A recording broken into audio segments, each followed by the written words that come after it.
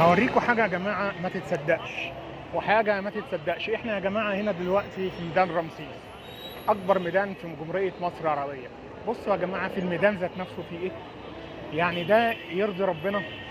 من ضمن سلبيات المجتمع التي يجب أن تزال حقيقي، يعني حاجة مش ممكنة. بصوا الناس قاعدين في وسط الدنيا، في وسط الميدان. الكافيتيريا دي مطلعة الكراسي بتاعتها بره ازاي، وشوفوا قاعدين ازاي.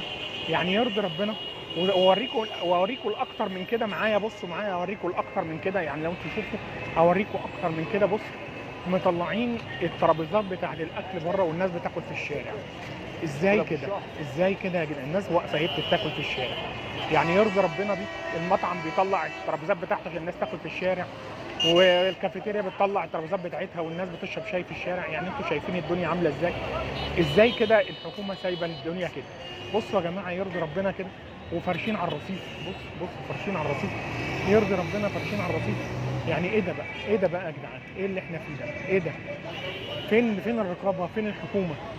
فين الرقابه وفين الحكومه؟ فين الرقابه وفين الحكومه؟ بصوا يا جدعان، بصوا يا جدعان الدنيا عامله ازاي. بصوا ازاي.